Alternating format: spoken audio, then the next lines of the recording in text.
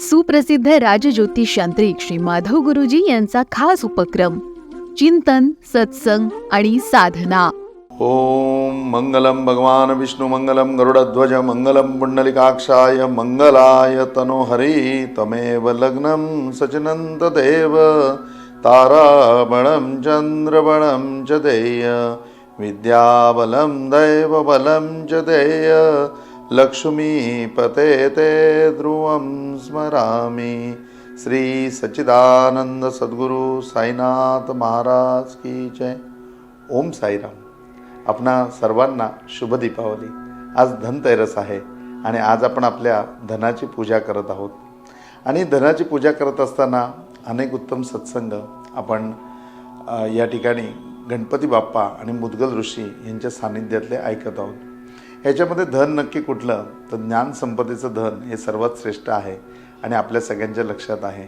त्यावेळेला या धनतेरसला तुम्ही सगळ्यांनी या विषयाचं चिंतन करून संकल्प करा की आपण देखील धनाबरोबर चांगलं ज्ञान संपादन करू आणि आपली ज्ञान संपदा आहे ती निश्चितपणे वाढवू. पुन्हा एकदा धनतेरसच्या तुम्हाला खूप खूप शुभेच्छा. आज असंच मुद्गल ऋषी आणि गणपती बाप्पा बसलेले असताना दोघांमध्ये द्वंद्व चालू होतं.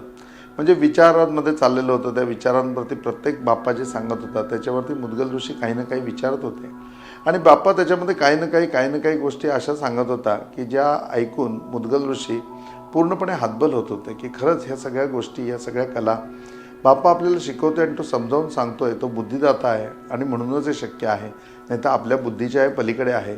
पण आपल्याला ती फार मोठी गोष्ट म्हणजे आहे की आपल्याला त्याच्यापुढे ते समजून घेऊन ते अतिशय सोप्या भाषेमध्ये सांगायचे की कलियुगामध्ये लोक त्याचा अभ्यास करू शकतील. आणि मग हे सगळं सांगत असताना बाप्पा वारंवार कलीचा त्या ठिकाणी उल्लेख करतो की अरे मुद्गला, तुला कलियुगामध्ये हे सगळं करायचं. अरे मुद्गला, तुझं जे तू लिहिणार आहेस ते कलियुगात लोक वाचणार आहेत. मग कली असताना कलीबद्दल बाप्पा एवढा का भयभीत असतो? कलीमध्ये असताना सुद्धा कलीच्या अगेन्स्टमध्ये बाप्पा एवढ्या प्रत्येक गोष्टीमध्ये सांगत असतो. तर मग कली किती भयानक असेल, कलीचं नक्की स्वरूप कसं असेल, कलियुगामध्ये कली कशा प्रकारे लोकांवर अत्याचार करत असेल, त्रास देत असेल, या सगळ्या गोष्टींनी मुद्गल ऋषी व्यतीत झाले. आणि बाप्पाला म्हणले की बाप्पा, कली तुम्ही प्रत्येक वेळेला उच्चार करत असता, तर कलीबद्दल मला काहीतरी सांगा. त्याला बाप्पा म्हणले की अरे कलीबद्दल मुद्गला तुला काय सांगू, ज्या मी तुला कला शिकवतोय त्या कलांचा खरा वापर तर या कलीच्या युगाकरता घेतोय. कारण हा कलियुगाचा जो काळ असणार आहे, हा कलियुगाचा काळ हा कालगणनेनुसार आमची इच्छा नसताना सुद्धा आम्हाला कलीला द्यावा लागणार आहे. आणि तो ज्या वेळेला काळ त्याच्याकडे असेल त्यावेळेला माणूस क्षुल्लक चुका करेल, पण त्या क्षुल्लक चुकांचं मोठा दंड त्याला भोगावा लागेल, मोठा त्याला प्रायश्चित्त भोगावं लागेल.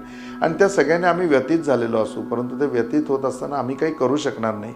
तर मग त्या माणसाच्या हातून चुका होऊ देच नको दे, त्या माणसाच्या हातून तसं कृत्यच घडू दे नको दे की त्याला दंडच पडला नाही पाहिजे, त्याला प्रायश्चित्तच झालं नाही पाहिजे. ह्याच्याकरता प्रत्येक शिकवण देत असताना, प्रत्येक गोष्ट सांगत असताना मी तुला हा आग्रह करत असतो की तुला कलियुगामध्ये हे सगळं करायचं आहे तर तू आणखीन सोपं करून सांग. मग कलीचा अभ्यास की मुद्गला, तुला कलीबद्दल काय माहिती आहे? त्यावेळेला मुद्गल ऋषींनी शांतपणे सांगितलं की देवा 4 युग आहेत. त्याच्यामध्ये त्रेतायुग आहे, सत्ययुग आहे, द्वापार युग आहे आणि कलियुग आहे. या 4 युगांमधलं एक युग म्हणजे कलियुग आहे. बाप्पा म्हणला अगदी बरोबर मुद्गला, परंतु हे कलियुग आहे ना, हे खूप महाभयानक आहे. या कलियुगाची पूर्णपणे रचना, त्याच्यामध्ये होणारे प्रत्येक प्रसंग हे अतिशय म्हणजे की अतिशय क्लेशदायक आहेत आणि माणसाला त्रास देणारे आहेत. मग बाप्पा कलियुगामधल्या एक गोष्टी, आताच्या जीवनामध्ये, आपल्या जीवनामध्ये येणाऱ्या प्रत्येक समस्या आणि या युगाचा प्रभाव तो प्रत्येक बाप्पा समजावून सांगत होता आणि मुद्गल ऋषी ते समजावून घेत होते. आता हे समजून घेत असताना हे नक्की कलियुगामध्ये आम्ही वास्तव्य करतोय आणि वास्तव्य करतोय, राहतोय.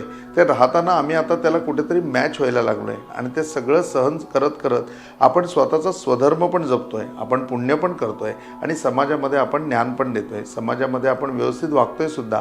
पण असं असताना सुद्धा कलीचा त्रास आपल्याला होतोय.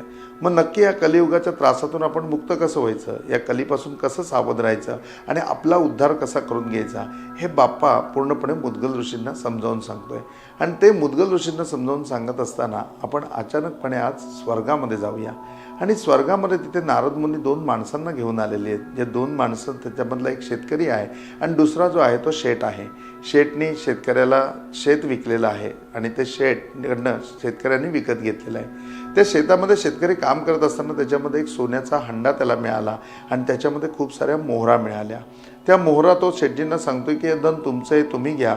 आणि शेटजी सांगतात की नाही नाही, हे धन आता शेत तुझं आहे, तर जे काही मिळालं ते तुझंच आहे, तुला घे. असे त्या एकमेकांबद्दल ते पूर्णपणे घेण्यावरनं भांडणं चाललेत की हे नक्की कोणी घ्यायचं. हा म्हणतो तुम्ही घ्या आणि तो म्हणतो तुम्ही घ्या. मग हे दोघं जण नारदाकडे गेले. नारदाला मोठं कौतुक वाटलं की बघा कशी लोक आहेत या युगामध्ये की आज हंडा मिळालेला आहे, लोभापायी असं नाही म्हणत आहेत की नाही नाही मी घेईन, तर एकमेकाला देण्यावरनं भांडतायत. तर त्याला असं वाटलं की देवांपेक्षा श्रेष्ठ आहेत. म्हणून नारद देवांना कुठेतरी आज लाजवावं, देवांना कुठेतरी दाखवावं की मनुष्यांनी एवढे डेव्हलपमेंट केले. आज मनुष्य सत्संग करून, आज मनुष्य पुण्य करून त्या पातळीला पोचला आहे की त्या पातळीला त्याच्यामध्ये द्वंद्व राहिलेलं नाही आहे. कुठलीही गोष्ट देण्याचा इतका भाव झाला आहे, कुठलीही गोष्ट खोटी कुणाला घ्यायची नाही आहे, कुणालाही कुठली गोष्ट लुबाडायची नाही आहे. आणि हे सगळं देवांना दाखवायचं म्हणून तो वरती घेऊन आला आहे. वरती आल्यानंतर कुठे शिस्तभंग व्हायला नको, या लोकांना स्वर्गाचे नियम माहिती नाही आहेत आणि कुठेतरी यांच्या डोक्याला श्राप लागायला नको म्हणून तिथल्या एका झाडाला या दोघांना बांधून ठेवलं. आणि दोघांना बांधून ठेवून झाल्याच्या नंतर नारद म्हणले की मी आता देवांकडे जातो आणि देव येऊनच तुमचा न्यायनिवाडा करतील.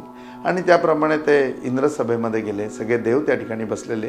नारद ऋषींचं सगळ्यांनी स्वागत केलं आणि स्वागत करून झाल्यानंतर नारदांनी खूप मोठं प्रस्तावना त्या ठिकाणी केली. आणि ती प्रस्तावना ऐकल्यानंतर देव चकित झाले की खरंच इतके लोभरहित मनुष्य आहेत पृथ्वीवरती आणि खरंच ते मग देवापेक्षा श्रेष्ठ आहेत. अरे लोभ आम्हाला चुकत नाही आणि त्या लोकांना एवढा लोभ चुकलाय, चला चला आपण त्यांचा न्यायनिवाडा करूया. म्हणून न्यायनिवाडा करण्याकरता 5 देव, पंचदेव तिकडनं निघाले आणि पंचदेव समोर आले. आणि पंचदेव समोर आल्यावर नारदांनी त्या झाडाला बांधून ठेवले, त्या दोघांचे हात सोडले. आणि हात सोडल्यानंतर ते म्हणले की तुमची कैफियत मांडा. आणि जेव्हा ते कैफियत मांडायला लागले त्यावेळेला शेतकरी म्हणला की माझ्या शेतामध्ये भेटलेला आहे, मी यांच्याकडनं शेत विकत घेतलं आहे, हा हंडा माझा आहे. आणि शेठजी सांगतात नाही नाही, हे धन जे आहे हे धन खूप अगोदरचं आहे, मी तर शेत त्याला आत्ता विकलं आहे, त्या अगोदरचा शेताचा मालक मी आहे, हे धन माझं आहे. हा दोन्ही प्रकार बघितल्यानंतर नारद मुनी चकित झाले की अरे असं कसं काय झालं. त्यांनी देवांना सांगितलं अहो वरपर्यंत मी यांना त्याच्याकरता आणले, हे भांडत होते की नाही हा हंडा तुझा आहे आणि तो सांगत होता नाही हा हंडा तुझा आहे, मग असं कसं झालं. तेवढ्यात पाठीमागून श्रीकृष्ण परमात्मा आले आणि श्रीकृष्ण परमात्मा म्हणले तुझ्या झाडाला बांधलेस ना, त्या झाडावरती कली राहतो, त्या झाडावरती कली राहतो, त्याच्या फक्त पडलेल्या सावलीचा हा इफेक्ट आहे, त्याच्या फक्त पडलेल्या सावलीचं हे परिवर्तन आहे की हे दोघं जण खाली एकमेकाला देण्या वाचून म्हणजे एकमेकाला द्यायचं म्हणून भांडत होते, वरती आल्यावरती घ्यायचं म्हणून भांडत आहेत. आणि हेच कलियुग आहे आणि ह्याच कलीचा आता पुढे युग येणार आहे. मग हा प्रकार भयानक बघितल्यानंतर त्या ठिकाणी नारद शर्मिंदा झाले. नारदांनी त्या हंडा आणि त्या मोहरांचं दोघांना समसमान वाटप करून दिलं आणि खाली पाठवून दिलं. परंतु ह्या गोष्टींनी नारद खूप गहिवरलेले होते. आणि त्याच वेळेला कलियुगाला आता द्वापार युग संपून कलियुगाच्या हातामध्ये पूर्णपणे व्यवहार द्यायचा म्हणून त्या ठिकाणी इंद्रदेव सगळे 7-12 गोळा करत बसले होते. सगळ्या 7-12ची फाईल तयार झालेली होती आणि ते विचार विमग्न होते की अरे हे सगळं आता कलीला मला हँडओव्हर करायचं आहे. तेवढ्यामध्ये नारद तिथे गेले आणि नारदांनी विचारलं की काय करता आहात तुम्ही, काय चाललेलं आहे. त्यावेळेला म्हणले की अरे हे आता पृथ्वी खाली पूर्णपणे तुझं मृत्यूलोक आहे, ते मृत्यूलोक आता कलीच्या ताब्यामध्ये द्यायचं आहे, तिथे आता कलियुग सुरू होणार आहे. त्यावेळेला ते म्हणले की देवा अहो तुम्ही देवांचे देव आहात, तुम्ही देवांचे राजे आहात आणि तुम्ही देवांचे राजे असताना तुम्हाला एवढी साधी गोष्ट लक्षात येत नाही की आपल्याला काहीतरी ठेवायला पाहिजे. मी त्यावेळेला पृथ्वीवरती जातो, तुम्ही भक्तांच्या उद्धारासाठी पृथ्वीवरती जाल, त्यावेळेला आपण काय कलीकडे राहायचं, आपण काय कलीचे अतिथी व्हायचं. अहो आपले स्वतःचा भूभाग असावा, आपली स्वतःची इमारत असावी, आपली स्वतःची जागा असावी. मग हा विचार मात्र इंद्राला पूर्णपणे पटला आणि संपूर्ण इंद्राचा जे देव दरबार होता त्या दरबारामध्ये हा विषय पटला. आणि त्यावेळेला 2 सातबारे कलियुगाचे काढण्यात आले. जे 2 सातबारा काढले त्या सातबारामध्ये पहिला सातबारा होता तो नैमिषारण्याचा होता, त्या ठिकाणी कलीचा वास नाही. आणि दुसरा जो सातबारा काढला तो म्हणजे कैलाश मानसरोवरचा काढला, त्या ठिकाणी सुद्धा कलीचा वास नाही. हे 2 सातबारे देवाने स्वतःकडे ठेवले आणि बाकीची फाईल कलियुगाच्या ताब्यामध्ये दिली. मग या कलीपासून जर वाचायचं असेल, या कलीपासून जर सावध व्हायचं असेल किंवा या कलीचा आपल्यावरती कुठलाही इफेक्ट व्हायला नको, चातुर्भाव व्हायला नको, तर या संपूर्ण गोष्टींवरती काय करायला पाहिजे, तर 3 गोष्टी करायला पाहिजेत असं पूर्णपणे त्या ठिकाणी देवांनी नारदाला सांगितलं की कलीपासून जर सावध व्हायचं असेल किंवा या कलीचा त्रास आपल्याला होऊन द्यायचा नसेल तर सर्वात पहिली गोष्ट म्हणजे की आपण सेवा करायला पाहिजे, आपल्यामध्ये सेवेचं व्रत असायला पाहिजे. याच्याने तुमचा पूर्णपणे फायदा होईल. दुसरं सांगताना ते म्हणले की माणसाने निर्व्यसनी आणि सज्जन असावं. म्हणजे तो निर्व्यसनी असला पाहिजे की तो सज्जन आपोआप होईल. तर निर्व्यसनी म्हणजे कुठलंही व्यसन करायला नाही सांगितलेलं. आणि तिसरं सांगितलं असेल की या कलियुगापासून आपल्याला या कलीपासून जर सावध राहायचं असेल तर आपण सगळ्यांची स्तुती करायला पाहिजे, आपण प्रत्येकाशी नेहमीच ते किंवा गोड बोलायला पाहिजे. जर आचरण म्हणजे की जसं गोड आपण बोलल्याप्रमाणे आपलं आचरण ठेवलं तर कलियुगाचा आपल्याला काहीही त्रास होणार नाही. मग त्यावेळेला नारद विचारतो की काही नाही करायला पाहिजे. त्यावेळेला पण देव सांगतात की बघ, नाही करायला पाहिजे त्याच्यामध्ये कधीही कुणाची निंदा नाही करायला पाहिजे, निंदेचा सदैव त्याग केला पाहिजे. ह्याच्या व्यतिरिक्त दुसरी गोष्ट म्हणजे की कुठल्याही गोष्टीमध्ये आपण म्हणजे की जो एक लोभ ठेवतो, तो लोभ मनुष्य प्रवृत्तीमध्ये असला तरी तो कमी करायला पाहिजे, किंबहुना त्या लोभरहित व्हायला पाहिजे.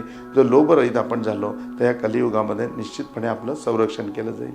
मग ह्या सगळ्या गोष्टी बाप्पा त्या ठिकाणी मुद्गल ऋषींना समजावून सांगतोय आणि मुद्गलाला सावध करतोय की मुद्गला, कलियुगातल्या लोकांकरता लिहितोयस, खूप सोपं करून दे आणि लोकांना त्याची जाणीव करून दे. या कलीपासून लोकांनी स्वतःचं संरक्षण तर करायलाच पाहिजे, पण जे प्रतिज्ञा पालक मला त्यांना करायचे, जे प्रतिज्ञा रक्षक त्यांना करायचे, ही कला त्यांना अवगत झाली पाहिजे. ते प्रकाशक झाले पाहिजेत, प्रत्येक गोष्टीची त्यांची प्रकाशना केली पाहिजे, त्यांना वास्तुकला अवगत झाली पाहिजे, त्यांनी निवारा चांगला ठेवायला पाहिजे, तो स्वच्छही ठेवायला पाहिजे आणि दुसऱ्याकरता निर्माणही केला पाहिजे. ह्या कला ज्यावेळेला त्यांच्यामध्ये येतील त्यावेळेला मी त्यांच्याबरोबर असेन आणि मग कलेचा चातुर्भाव ॲटोमॅटिक त्यांच्या जीवनामध्ये कमी होईल. बाप्पाचं हे सगळं बोलणं ऐकून मुद्गल ऋषींना खूप आनंद झाला आणि मुद्गल ऋषींनी सोप्या भाषेमध्ये आपल्याकरता लिहून ठेवलं. गोष्ट इथे संपते आणि सत्संग इथे चालू होतो की आम्ही त्या कलियुगामध्ये आहोत, ज्या कलियुगाचा बाप्पांनी त्यावेळेला एवढा धसका घेतला होता. बाप्पांनी त्यावेळेला त्या कला आमच्याकरता ठेवून दिल्या होत्या की ज्या कलियुगामध्ये आम्हाला तारतील. आज कलियुगामध्ये वर्षातून एकदा बाप्पा आमच्याकडे येतोय. कदाचित हे पाहायला येत असेल की त्या कलांचा आम्ही वापर करतोय ना, त्या विषयाचं आम्ही चिंतन करतोय ना, तर मग निश्चितपणे या सर्व गोष्टींचं आपण चिंतन करूया. या 5ही गोष्टी आपल्या व्यवहारामध्ये आणूया की आपण सगळ्यांशी खूप समंजसपणे राहूया, आपण सर्वांची स्तुती करूया, आपण कुणाची निंदा नको करूया, आपण सगळ्यांची सेवा करूया आणि सामंजस्याने सगळ्यांचा विचार करून सगळ्यांना पुढे कसं घेऊन जाता येईल याकरता सदैव प्रयत्नशील राहूया. आज इथेच थांबूया. ओम साईराम.